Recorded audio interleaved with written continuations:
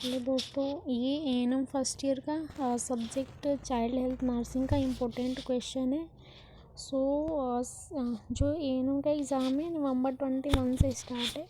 और जो community health nursing का जो इम्पोर्टेंट क्वेश्चन से उनको डिस्कस कर दिया गया है। ये हमारा चाइल्ड हेल्थ नर्सिंग का इम्पोर्टेंट क्वेश्चन है। अगर हम इसे बुक से पढ़ लेते हैं, अगर आप जो मीनाक्षी मैसी की बुक प्रेफर करते हो तो उसमें ये सारे क्वेश्चंस अवेलेबल हैं। हम देखते हैं इम्पोर्टेंट क्वेश्चंस में कौन कौन से क्वेश्चंस हैं। फर्स्ट है हमारा ग्रोथ एंड डेवलपमेंट। जो बेबी का ग्रोथ एंड डेवलपमेंट है, इससे हमेशा क्वेश्चंस पूछे जाते हैं कि ग्रोथ एंड डेवलपमेंट क्या होता है। इसको क्लियर करना है, पढ़ना है। और उसी में फैक्टर अफेक्टिंग, मतलब ग्रोथ एंड डेवलपमेंट की डेफिनेशन हमें पता होनी चाहिए कि ग्रोथ क्या होती है और डेवलपमेंट क्या होती है। और factor affecting growth and development में मतलब कि इसमें वो चीज़ कही गई है जो ग्रोथ एंड डेवलपमेंट को क्या करती है, अफेक्ट करती है। मैं आपको समझाने के लिए मैं बता सकती हूँ कि अगर जब फीटस वॉर्म में होता है तो मदर बहुत सारी चीज़ें ऐसी होती हैं जो फीटस को अफेक्ट करती है। जैसे कि जब बेबी कंसीव होता है तो मदर द्वारा किसी प्रकार की मेडिसिन्स ले ली गई हो, या फिर मदर कहीं से गिर गई हो, एनवायरनमेंट फैक्टर्स भी होते हैं। तो ये सारे हमें फैक्टर्स याद करने पड़ेंगे। मैंने बिल्कुल ईजिली वे में ये जितने भी इम्पोर्टेंट क्वेश्चन हैं उन सब के बारे में डिस्कस किया है। अगर आप इससे परिचित हो जाते हो तो फिर आपका पेपर अच्छा जाएगा। अब माइलस्टोन बहुत ही इंपॉर्टेंट है, क्योंकि माइलस्टोन हर पेपर में ही आता है। ग्रोथ एंड डेवलपमेंट से ग्रोथ एंड डेवलपमेंट चैप्टर ही पूरा इंपॉर्टेंट है, तो हो सके तो आप इसको अच्छे से टिप्स पे याद रख लेना। माइलस्टोन बहुत ही इंपॉर्टेंट है ग्रोथ एंड डेवलपमेंट में। माइलस्टोन में वो चीज़ें आती हैं जैसे बेबी जैसे ही मतलब पैदा होता है तो उससे और केयर ऑफ स्कूल तक, मतलब कैसे उसकी ग्रोथ एंड डेवलपमेंट होती है, तो उस चीज़ को माइलस्टोन हम बोलते हैं। ओके, तो हमें 1 वर्ष 2 वर्ष 3 वर्ष 4 वर्ष ऐसे करके माइलस्टोन को चार्ट बना के लिखना पड़ता है। ब्रेस्ट फीडिंग, ये तो बहुत ही इंपॉर्टेंट है, ज़रूर आपको एग्जाम में मिलेंगे ब्रेस्ट फीडिंग को डिस्क्राइब करने के लिए। ब्रेस्ट फीडिंग होता क्या है, इसको आपको लिखना है। ब्रेस्ट फीडिंग से बेबी को क्या बेनिफिट्स हो सकते हैं एंड ब्रेस्ट फीडिंग से मदर को क्या बेनिफिट्स हो सकते हैं। अगर आपकी बिल्कुल भी तैयारी नहीं हो तो इन क्वेश्चंस को आप ज़रूर तैयार करें, क्योंकि ये बहुत ही इंपॉर्टेंट है। एंड केएमसी और ब्रेस्ट फीडिंग जो है वो कितने महीने तक बेबी को करानी चाहिए। हालांकि 6 मंथ तक बेबी को ब्रेस्ट फीडिंग ही करानी चाहिए। केएमसी मोस्ट इम्पोर्टेंट, इसमें जितने भी क्वेश्चंस हैं वो पूरे इम्पोर्टेंट हैं। KMC very important. Kangaroo mother care कब, ये तो आपने पता होगा कि कंगारू मदर केयर कब दी जाती है। जब बेबी प्री मेच्योर होता है या फिर लो बर्थ वेट होता है, देन हम क्या करते हैं, केएमसी प्रोवाइड करते हैं। बेबी को आर्टिफिशियल फीडिंग कैसे करानी है, वो सारी चीज़ें आपको पढ़नी पड़ेंगी। आप जो बुक मीनाक्षी मैसी प्रेफर करते हो तो इसमें सारी क्वेश्चंस जो हैं वो अवेलेबल हैं।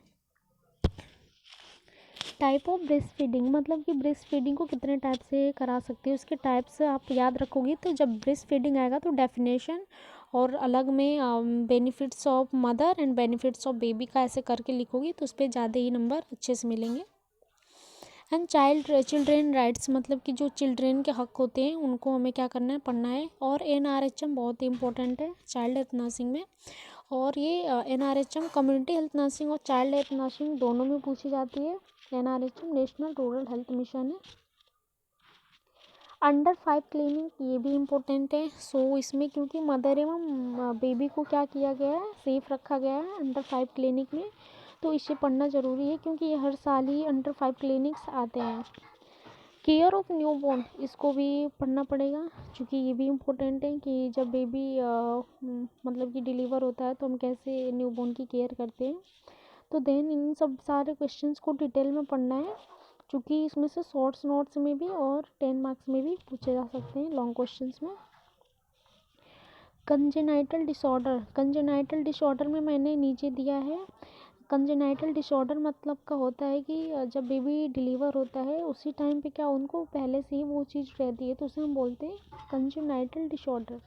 या फिर कंजेनाइटल डिसऑर्डर में आप देख सकते हो स्पाइना बिफिडा को पढ़ना पड़ेगा, क्लैप लिप, क्लैप पैलेट को पढ़ना पड़ेगा, क्लब फुट को पढ़ना पड़ेगा, हाइड्रोसिफेलस को पढ़ना पड़ेगा। हाइड्रोसिफेलस वे कंडीशन है जिसमें क्या होता है, सिर बड़ा हो जाता है, क्योंकि इन सारे कंजेनाइटल डिसऑर्डर को पढ़ने पड़ेंगे।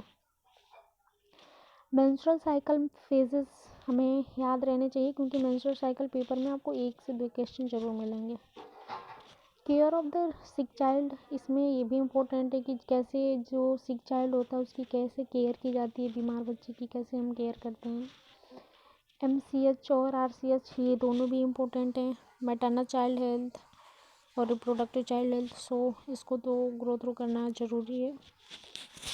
मैंने बताया कि कंजेनाइटल डिसऑर्डर में spina bifida, cleft lip, cleft palate, cleft foot, ये सारे पढ़ना पड़ेगा। और इसमें एक और आप ऐड कर लेना हाइड्रोसिफेलस, चूँकि वो भी पढ़ना ज़रूरी है, क्योंकि हाइड्रोसिफेलस इम्पोर्टेंट है। ऊपर से एक और डाउन सिंड्रोम आता है जो कि पूछा जाता है, आप ऐड कर लेना, चूँकि मैंने ऐड नहीं किया इसमें। एंड JSY एक प्रोग्राम है जो कि गवर्नमेंट देती है, JSY जननी सुरक्षा योजना, तो आपको इसको भी पढ़ने पड़ेंगे। एंड हमारा आता है हेल्थ केयर डिलीवरी सिस्टम, ये कम्युनिटी हेल्थ नर्सिंग में भी पूछा जाता है। तो ऐसे सारे क्वेश्चंस को आप टिप्स पे याद रखना। हेल्थ केयर डिलीवरी सिस्टम ये पूछा जाता है। और स्कूल जो चाइल्ड है उस बच्चे की केयर कैसे करते हैं, ये क्वेश्चंस भी पूछे जाते हैं। मिड डे मील प्रोग्राम कब आया था, ये भी इम्पोर्टेंट है। और केयर ऑफ एडोलसेंट कैसे हम करते हैं, वो भी इम्पोर्टेंट है। और चाइल्ड हेल्थ नर्सिंग में PEM, प्रोटीन, एनर्जी और माल न्यूट्रिशन, ये भी पूछे जाते हैं। और जितने भी कम्युनिकेबल डिजीज़ हैं, सो उनके बारे में हमें क्या पढ़ना पड़ेगा। अगर ये इतने सारे क्वेश्चंस हमारे टिप्स पे आते हैं तो हमारा पेपर सॉल्व हो जाएगा। क्योंकि ANM का पेपर जहाँ तक यहीं से आता है, growth and development, breast feeding वगैरह से, और केमिस्ट्री वगैरह रहता है, type of breast feeding, NRHM programme कुछ पढ़ने पड़ेंगे। अंडर 5B क्लिनिक इम्पोर्टेंट है। सो हमने चाइल्ड हेल्थ नर्सिंग का जो इम्पोर्टेंट क्वेश्चंस हैं उनको हमने डिस्कस कर लिया। नेक्स्ट वीडियो में हम हेल्थ प्रमोशन की पेपर को क्या करेंगे, डिस्कस करेंगे। सो धन्यवाद, गुड ऑफ लक। पेपर दे के बताना कि पेपर कैसा गया।